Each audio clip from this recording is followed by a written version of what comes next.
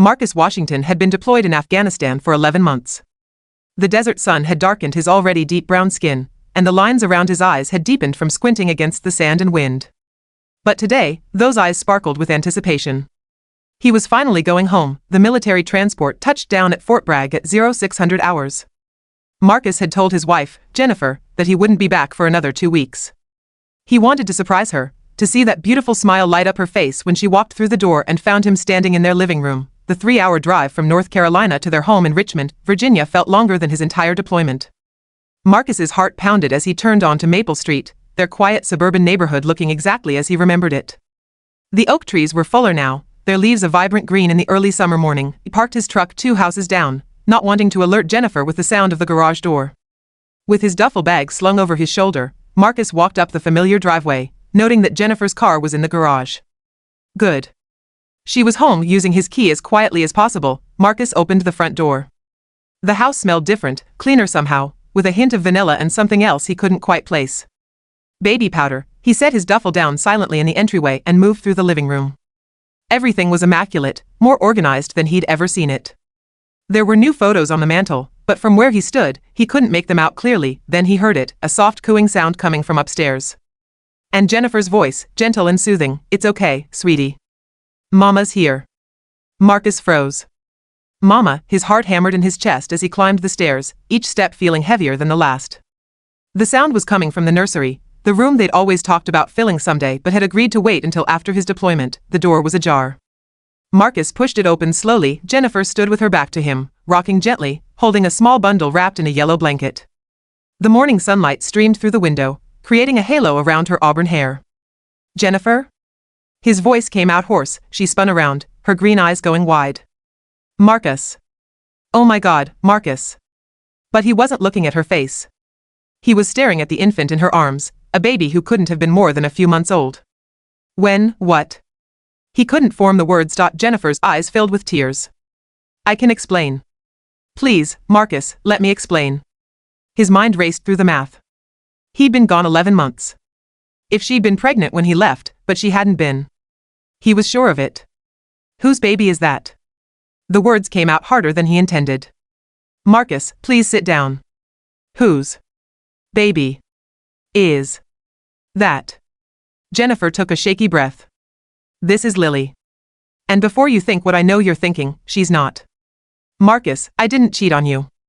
I would never. Then how? She's your niece. Marcus felt like he'd been punched in the gut. What? Jennifer moved toward him slowly, still cradling the baby. 3 months ago, I got a call from a hospital in Atlanta. It was about Danielle.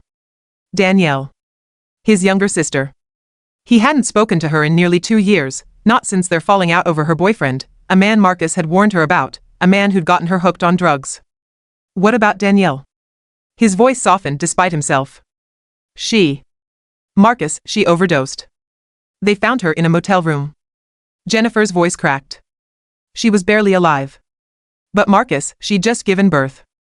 This little girl was with her. The room seemed to tilt. Marcus reached for the doorframe to steady himself. Danielle's in rehab now, Jennifer continued quickly. Court ordered. She'll be there for at least a year, maybe longer. The state was going to put Lily into foster care, but I couldn't let that happen. She's family. She's your blood. Marcus stared at the tiny face peeking out from the yellow blanket. Even from where he stood, he could see it. She had Danielle's nose, his grandmother's eyes. Why didn't you tell me? His voice was barely a whisper. I tried. I called, I sent emails, but your unit was in that blackout period. Nothing was getting through. And by the time communications were restored, I'd already filed the emergency custody papers. I was afraid if I told you over the phone, you'd do something stupid, try to come home early, go AWOL. I couldn't let you risk your career. So you just took her? I adopted her, Marcus. Temporary custody while Danielle's in rehab, but I'm working on making it permanent. I didn't know if we'd. She couldn't finish the sentence. Marcus took a step closer, then another. He could see the baby's tiny fingers curled against Jennifer's chest, the slow rise and fall of her breathing. She has your sister's eyes, Jennifer whispered. And I think she might have your smile. As if on cue, Lily's eyes opened, deep brown, alert, curious. She looked at Marcus with an intensity that seemed impossible for someone so small. Can I? He held out his arms. Jennifer's face crumpled with relief as she carefully transferred the baby to him. Lily was so light, so fragile. Marcus had carried 100-pound packs through mountain terrain, had lifted wounded soldiers onto stretchers, but he'd never held anything that felt quite like this. Hey there, little one, he murmured. I'm your Uncle Marcus. Lily made a small sound, not quite a cry, more like a question. I know, he said softly. I'm sorry I wasn't here. I'm sorry for a lot of things. Jennifer wiped her eyes. I should have tried harder to reach you. I should have. You did the right thing, Marcus interrupted, his eyes still on Lily. You saved her. You saved both of them, really. If Danielle knows Lily's safe, with family, that might be what finally helps her get clean. Are you angry? Jennifer's voice was small, uncertain. Marcus looked up at his wife, this woman who had taken in his sister's child without hesitation, who had transformed their home to make room for an unexpected life, who had carried this secret and this responsibility alone for months. Angry? No. He shifted Lily gently in his arms. I'm amazed. I'm grateful. He paused, feeling the weight of the moment. I'm home. We're all home. Jennifer moved closer, wrapping her arms around both of them. They stood like that in the nursery, the three of them bathed in morning light, while Lily dozed peacefully between them. There's something else, Jennifer said after a moment. The adoption lawyer said that if Danielle completes rehab and gets clean, we could potentially help her get custody back. But if she doesn't, if she can't, then Lily stays with us, Marcus finished. She's family. That's not even a question. You mean that? He thought about all the things he'd seen overseas, the families torn apart by war, the children left without parents, the arbitrary cruelty of fate. And he thought about coming home, about second chances, about the ways life could surprise you. Yeah, he said, pressing a kiss to Lily's forehead. I mean that. This isn't how I imagined us starting a family, but... He smiled, a real smile, the first in months. Maybe it's exactly how it was supposed to happen. Jennifer laughed through her tears. I love you, Marcus Washington. I love you too. Both of you. Lily stirred in his arms, yawning, and Marcus felt something shift in his chest, a fierce, protective love he'd never experienced before. He'd been a soldier, a brother, a husband. Now he was something more. They spent the rest of the morning in the nursery, Marcus learning how to change diapers, harder than diffusing an IED, he joked, and fix bottles. Jennifer showed him the routine she'd established, the pediatrician's number, the folder of legal documents. I've been sending letters to Danielle at the facility, Jennifer explained as she warmed a bottle. Telling her about Lily. Sending pictures.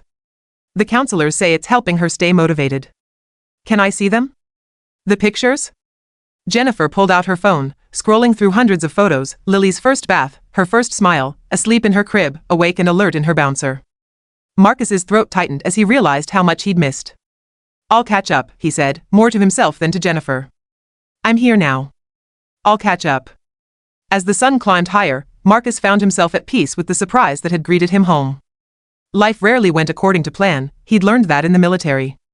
But sometimes, the detours led you exactly where you needed to be. Later, as Lily napped in her crib and Jennifer dozed on the couch, Marcus stood at the nursery window looking out at the neighborhood. Somewhere in Atlanta, his sister was fighting the hardest battle of her life. Here in Richmond, her daughter was safe, loved, and surrounded by family. He pulled out his phone and composed a text to his commanding officer, requesting information about family leave and support services. Then he made a note to call the rehab facility, to let Danielle know he was home and that Lily was fine. The war overseas might be over for him, but a different kind of battle was just beginning, one fought with love, patience, and the determination to keep a family together. Marcus smiled as he heard Lily beginning to stir. He was ready. 18 months later, Danielle completed her program. She'd been sober for over a year, had a steady job and a small apartment. But she'd also seen how well Lily was doing with Marcus and Jennifer, how much they loved her, how stable her life was. In a moment of grace that surprised everyone, Danielle suggested shared custody, allowing her to rebuild her relationship with her daughter while keeping her in the home where she'd thrived. It wasn't a perfect solution, but it was a loving one. And sometimes, that's all a family needs.